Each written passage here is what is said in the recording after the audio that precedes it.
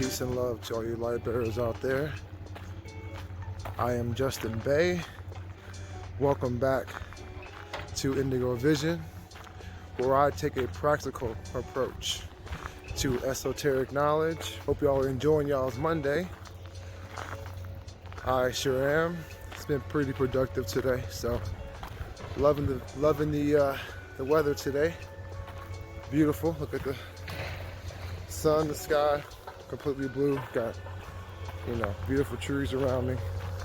Very inspiring. So super excited to bring y'all some more content. Been working on this information for a little bit.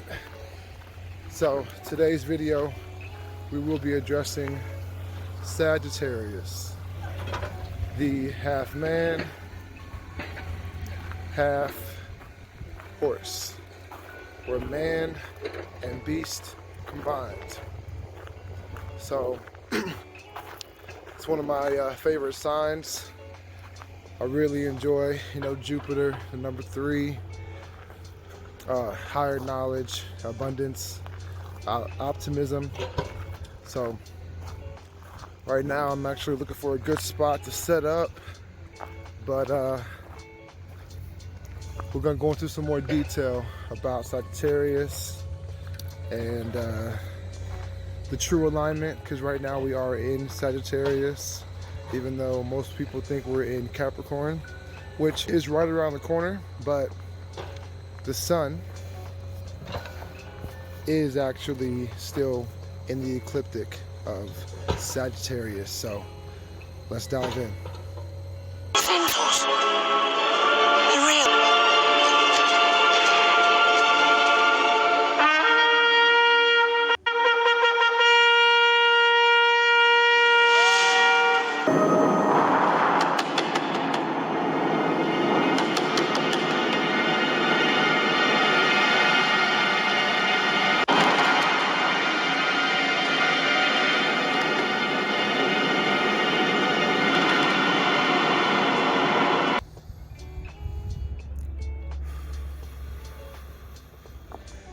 Alright, so yeah, we're back. Now, today I'm going to continue on my series of 13 signs astrology. We're moving on to the mutable fire sign, the archer, the thrill seeker, the hero of astrology, no other than Sagittarius. Alright, now true 13 sign Sagittarius starts December 18th and continues through to January 18th, 19th, somewhere in that area. So right now the sun is in the ecliptic of Sagittarius as we speak. So this is a very powerful sign, optimism and fortune. The key phrase for Sagittarius is I see. They're the archer. So they're represented by the arrow. Now this arrow, you have to have visions to be able to shoot that thing, and you're shooting it to a destination. You're shooting it to where you want to go. So they have high hopes and high aspirations. Now Sagittarius is represented by the Centaur. The Centaur is half man, half beast, half higher knowledge, philosophy, and healing, and half, animalistic, passion, instinct. Now, celebrities that are under this true Sagittarius energy, we have Muhammad Ali, we have Kate Moss, Al Capone, Elvis Presley, and the King, LeBron James. Attributes that really signify the Centaur is enthusiasm, optimism, responsibility, sense of duty, great conversationalist, knowledge seeker, and explorer. Now, throughout history, centaurs are only known. All right, I hear you. All right, we are in the land of the ducks, so I can't really complain. Now, centaurs are known for being, again, half man, half horse. So basically, they're known for being, barbaric, basically. Cavemen, animalistic type of activities. But there was one specific centaur that changed the reputation, or brought a level of respect and honor to centaurs, and that is no other than Chiron.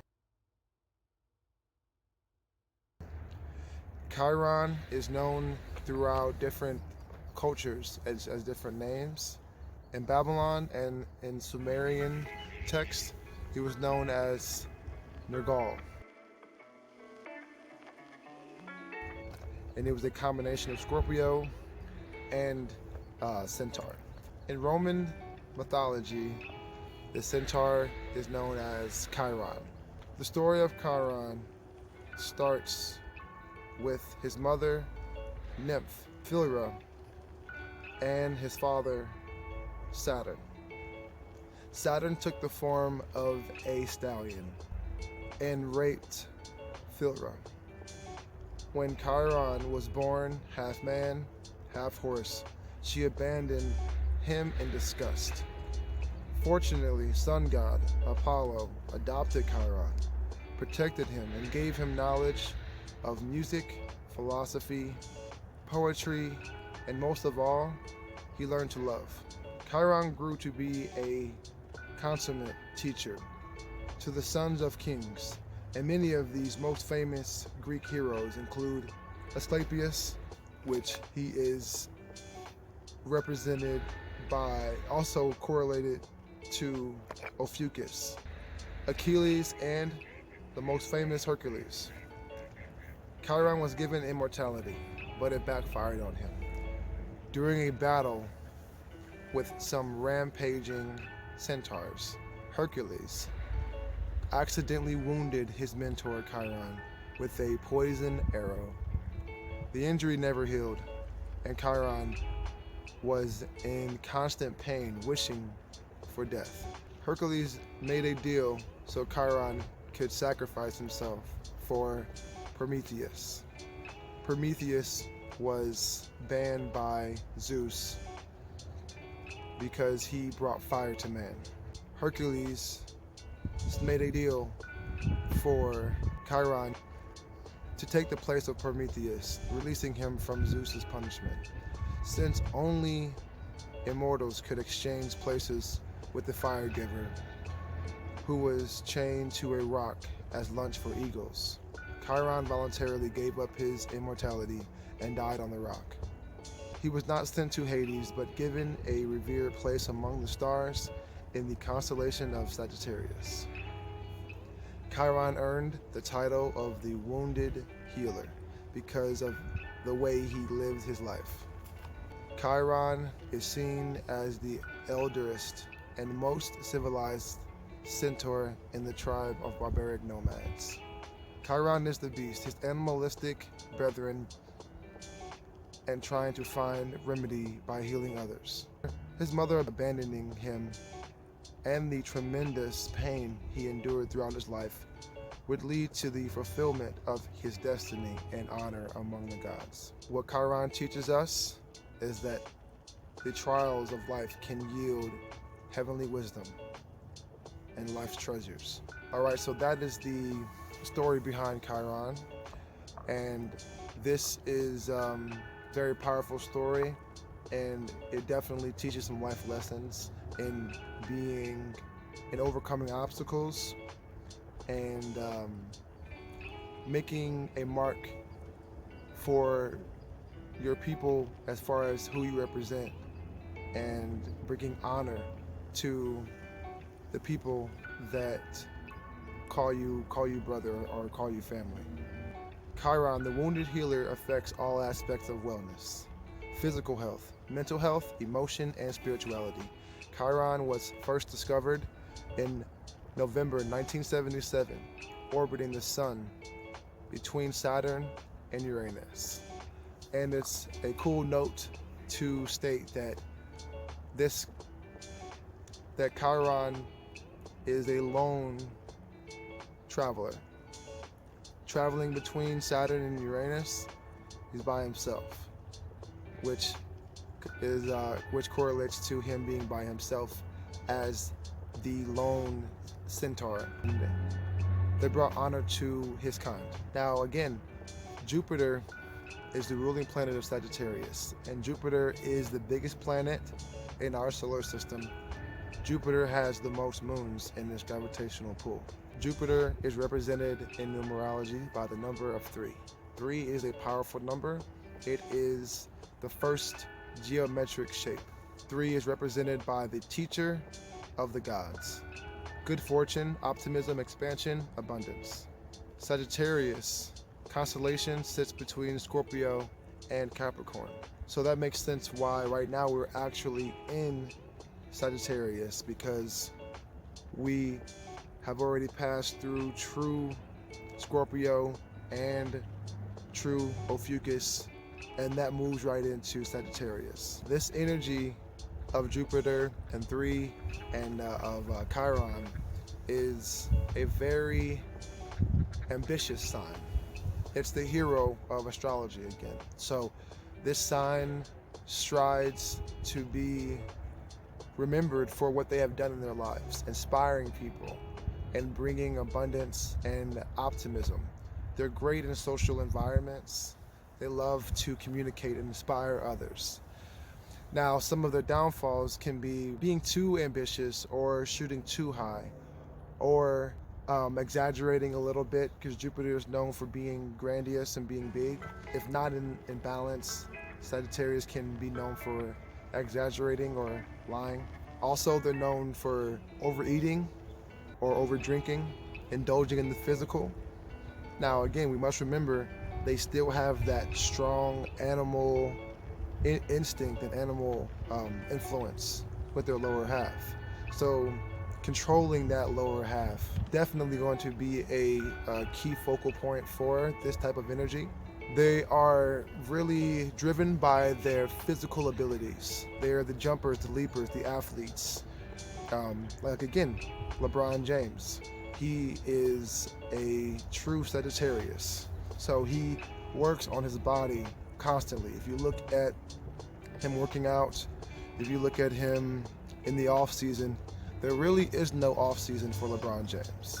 He is constantly working on his craft, and a big part of his ability to be the top player in the NBA is his work ethic and his robust body that is able to physically outmuscle his opponents.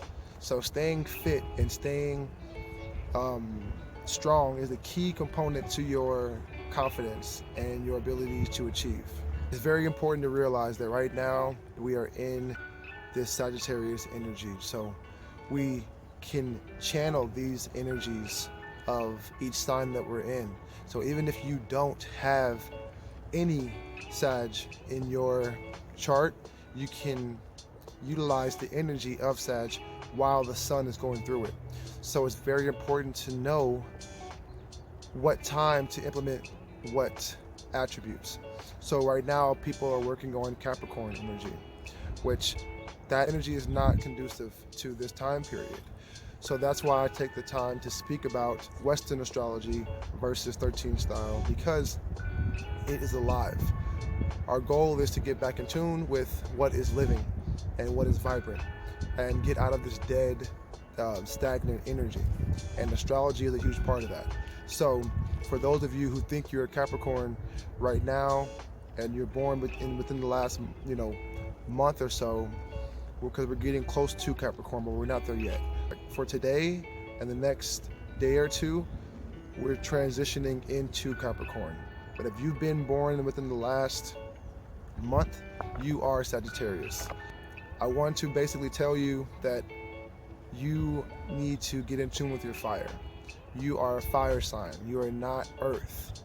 I like to compare basically their Earth signs are shifting into fire signs.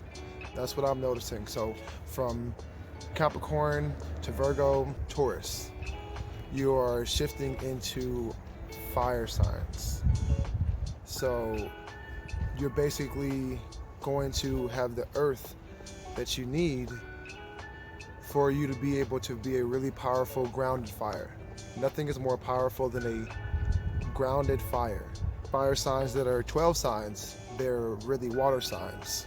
So they have water under their fire, which is not stable.